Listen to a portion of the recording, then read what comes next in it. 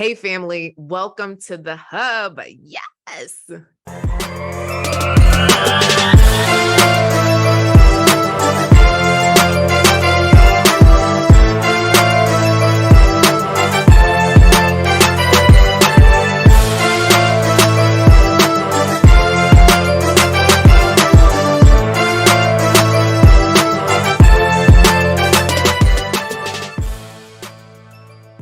All right, fam. So, late breaking news is that Tia Mowry has filed for divorce. Now, for those who don't know who Tia Mowry is, have you ever seen the show Sister, Sister? I never knew how much I miss you. Now that everybody knows, I ain't ever gonna let you go, Sister, Sister. Right? I was a Sister Sisters fan mainly because I had never seen someone like me, right? A light-skinned person with curly hair on national television. So before Sister Sister, I felt that I had to have straight hair. That was a whole thing for me. So they showed me that you could be special with curly hair as well, because curly hair wasn't cool growing up. Now everybody embraces the curls and all of that. I do sometimes a lot still get, oh, who inspired you? I was just in Jamaica. Oh, who inspired your hairstyle? Was it Tina Turner? Was it Whitney Houston? Like, I always get compared to an 80s star. So we still have a far way to go when it comes to accepting curls and understanding that it's not just from 1982 that curls were cool. Do y'all feel me? Like, I am just utterly over. Okay. I am over it for people asking me about my curls and them being from 80s. Anyway, so back to Tia Mowry.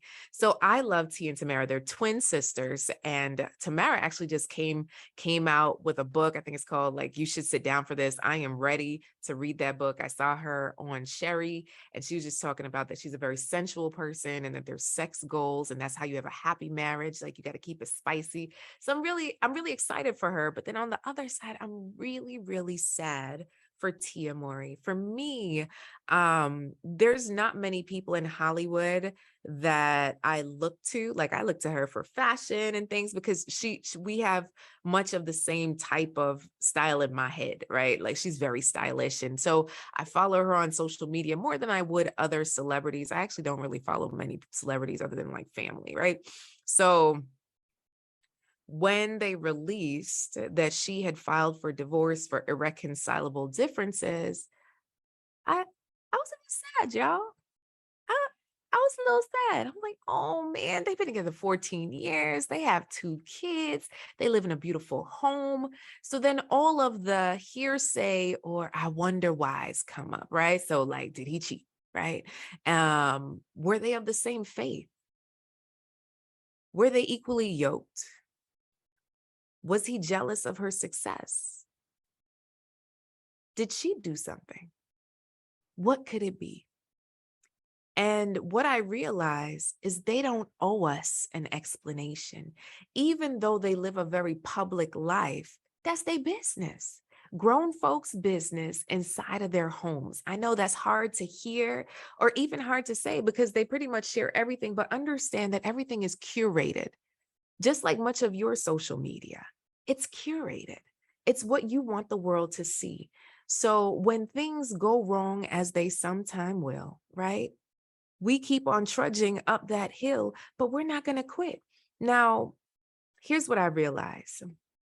With many divorces, what causes divorce at the end of the day is ego and pride.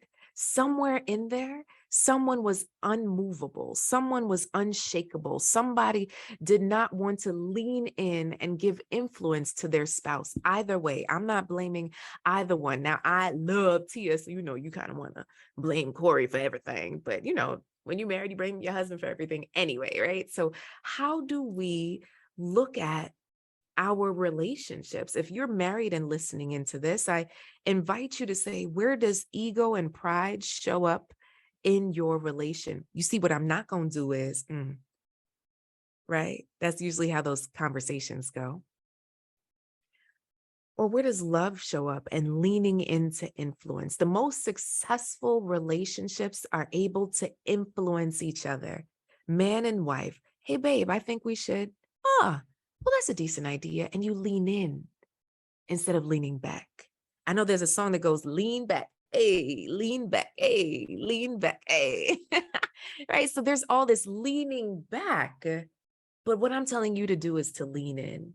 And for my singles who are listening, singles all the way to married. So everybody in between, when you're entertaining relationship, your duty is to study the person you're with, understand them. And for my singles, and the reason why I mainly work with singles is like you make up your mind beforehand, right?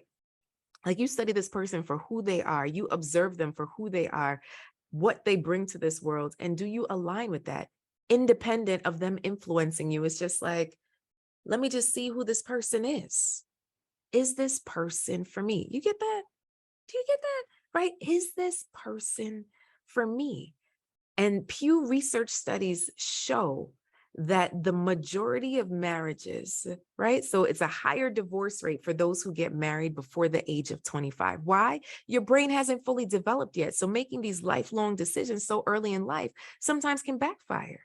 So this is why I mainly work with grown women, right? So women over 35, women over 40, 50, 60, right? So we want to be able to look at, am I unmovable as a person? Because for my grown women, for some of y'all, man, it sure is hard to get y'all to do anything. Well, Coach Cass, my schedule is my schedule and I have so many things to do. Honey, I need you to squeeze love in there.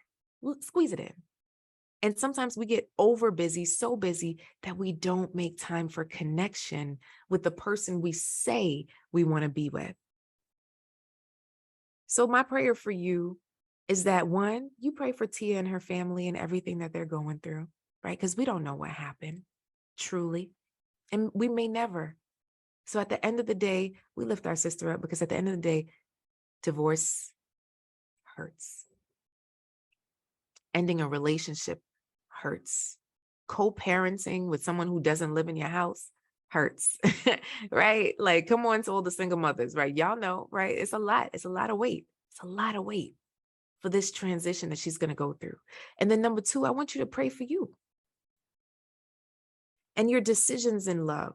For some of you, you've edged love out. You've said, you know what, I'm just going to focus on work, securing the bag and all this stuff. Listen, we have a whole t-shirt in our Etsy store that says securing the bag and love. Securing the bag and love. You don't have to do either or. You can do both. So for right now, right? Right now, I am married and I'm also a business owner. I'm not shutting down my business just because I'm married. So the only difference between me and most of you is that I'm doing both. So I'm telling you right now, you can do both. Yes, and don't allow your goals with business to get in the way of your goals with love. And if you don't have goals with love, let's talk about that. Or if you're not attaining those goals in love, let's talk about that. Sis, you do not have to do this by yourself. Period. All right. So that's what I had to say to you today. We're going to lift our sister Tia up, but also understand that her household does not dictate your household. Sometimes we say, oh, well, if it couldn't work for Tia, or if it couldn't work for Nia, or if it couldn't work for this person, then it can't work for me. That's not true. That's not true. You are not the same person. You have different experiences and different people in your atmosphere. And guess what? Now that you're here, you're going to choose wiser. Stronger. I'm wiser. I'm better. So much better.